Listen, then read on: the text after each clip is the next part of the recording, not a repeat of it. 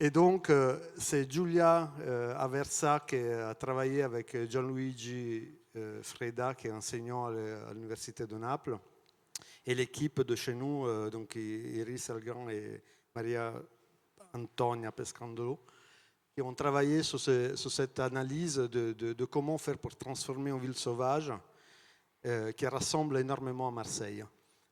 Avec en plus que c'est une ville qui s'était construite avec le temps et dans le temps par les Napolitains eux-mêmes, avec toute une histoire qui s'est superposée, qui est très ancienne et qui fait que les couches qui ont formé Naples dans le temps, elles sont extrêmement vieilles et que quand on essaie de faire quoi que ce soit, on est Naples est figé, Naples est bloqué parce que on bouge en pierre de Milan, on tombe sur un théâtre romain, on ne peut pas percer, il y a les habitants. Voilà. Et en fait, c'est de là qu'on est parti.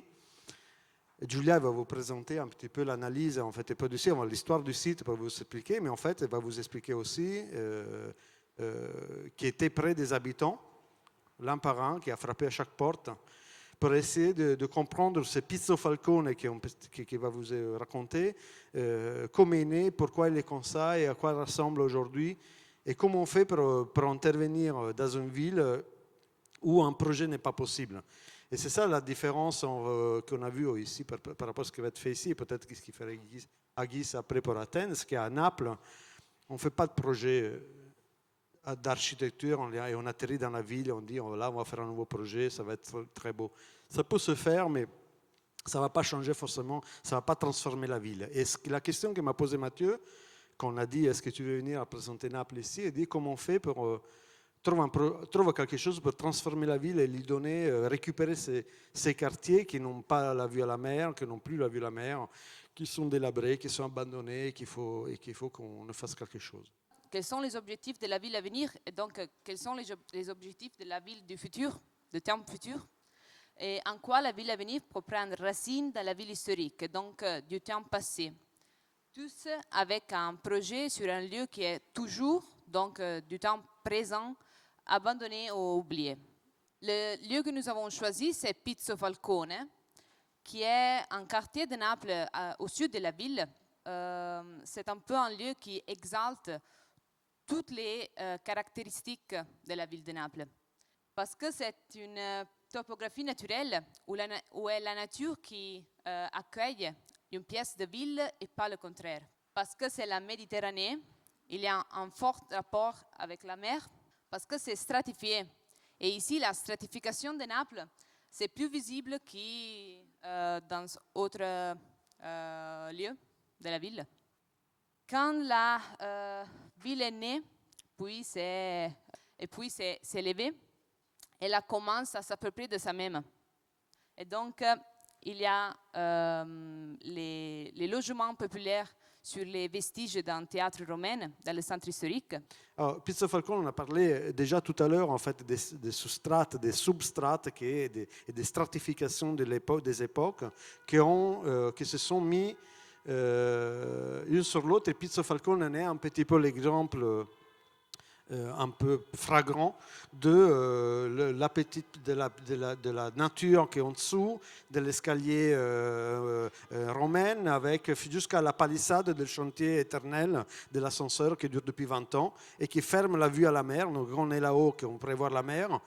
En fait, on ne peut pas la voir parce qu'il y a ces palissades qui restent là depuis 20 ans. Donc on voit les strates de la vie en fait, qui se cumulent une sur l'autre sans attention et par appropriation suivante. Voilà.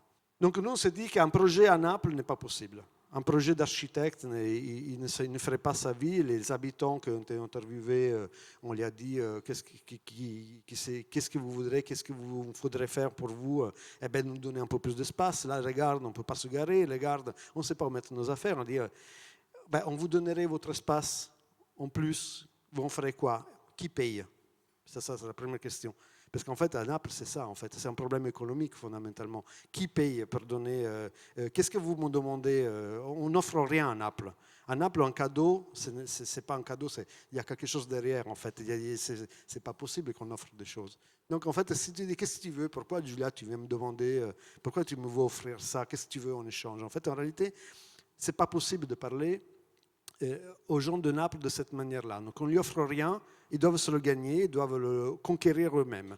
Donc l'idée, c'est de dire, en fait, si on veut faire un projet à Naples, il faut qu'on trouve un moyen de donner des impulsions minimes, commencer à planifier de manière distante, venir avec des interventions qui sont plutôt ponctuelles, et voir qu'est-ce qui se passe, voir comment les habitants réagissent, voir un petit peu comment on s'en approprie, et au fur et à mesure que l'appropriation se fait, faire aller à l'étape suivante, couche par couche, piano piano, en fait, sur la ville, pour la construire petit et venir la transformer et la requalifier. Il est impossible de faire planifier un projet comme on peut faire à Marseille ici, sur Romède, comme on pourrait peut-être, je ne sais pas, on verra après pour Athènes. Mais à Naples, ce n'est pas possible. Les gens ne reçoivent pas ça de la même manière. Donc, pour venir transformer la ville de cette manière, il faut le faire par tâche d'huile, par élément, et ensuite les services communs. Parce qu'en fait, une fois que la ville s'est construite et s'est réhabilitée, s'est retransformée, on a mis la couche contemporaine sur les couches existantes, on n'a rien changé. On a laissé les gens où ils étaient, on ne les a pas bougés, on n'a pas gentrifié, et on ne veut pas que ça se passe comme ça, parce qu'en fait, suivante, on pense qu'en passant par l'usage, en passant par la transformation par étapes, on peut venir à retransformer un quartier abandonné, lui donner un autre caractère qui finalement, par induction, par tâche d'huile, vient transformer le quartier suivant. Et derrière Piazza Falcone, il y a les quartiers espagnols. Le quartier espagnol, c'est une cité, c'est-à-dire on n'y rentre pas, on ne sort pas si on n'est pas ami de quelqu'un, et si on s'engouffre par hasard, on n'est pas sûr de sortir son portefeuille, son téléphone portable. Voilà, donc et c'est dans le centre, dans le cœur de Naples, ce quartier. Il n'est pas en périphérie, il n'est pas ailleurs, on ne veut pas y aller, on le sait. C'est dans Naples où, 4 rues plus loin, il y a les boutiques de Prada et les boutiques des plus marques de luxe. Donc voilà, le Piazza Falcone de Man est suivant. C'est des cinémas en plein air, c'est un nouveau quartier. À nouveau, dès l'origine de Naples, on répare dans l'origine de la nouvelle Naples, celle qui se transforme et qui se rénove et qui se requalifie avec les habitants qui sont là et qui ne bougent pas.